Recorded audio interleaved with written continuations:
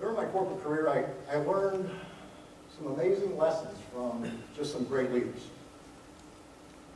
Some of the best lessons I learned were from my dad. And growing up, he taught me so much about leadership. My dad was a general manager of a Fortune 500 company, and what I always remembered was how he was always focused on his employees. He'd say to me, "Son, you take care of your people, and they'll take care of your business." Now, he also told me that when he and my mom got older, I was going to have to take care of them. And man, they're in the late 80s now. But they're running circles around me, so I'm probably safe for them. His boss was the same way. He took care of my dad, took care of his employees.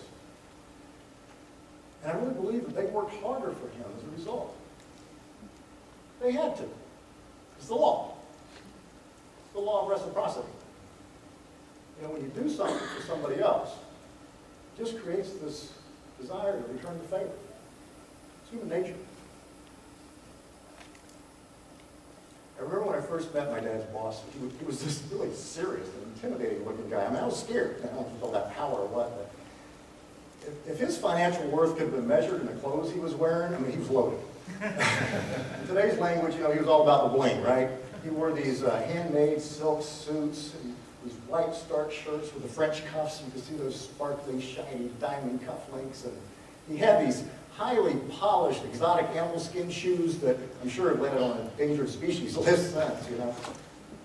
And on the inside of this finely dressed man was an ego larger than the stretch Cadillac limousine that he drove, right? And this guy was bigger than life. Like, when he walked into a room, he was like the Times Square New Year's Eve crystal ball at midnight. Like, all eyes were on him, right? So my dad was telling me about when they were traveling to go see a new client once, and as they pulled up in that big old limousine, before my dad could get out of his side of the car, his boss came around and told him to rest his shoes on the car's edge. He took out his silk handkerchief from his suit pocket and proceeded to shine my dad's shoes. My dad was kind of shocked and kind of uncomfortable with his boss shining his shoes. And his boss seeing it said, "Wayne, you let me do this. I want you to look good for this meeting. Besides, you have always taken care of me."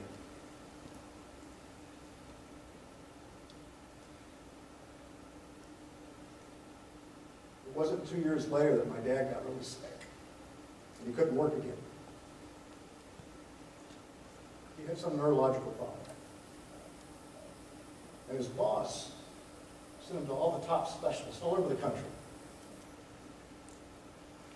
And whatever his insurance didn't pay for, his boss took care of it.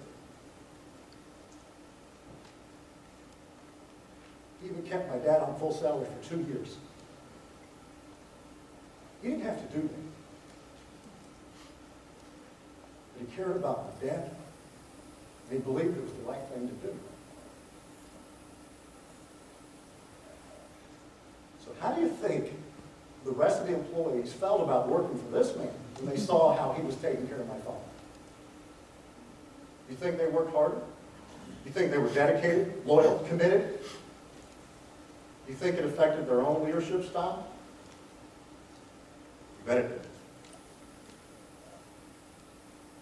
It affected me too, because I watched the whole thing. So as leaders, what are people watching you do? Because that's what models our behavior. That's how we learn, by watching people in authority and what they do. Not so much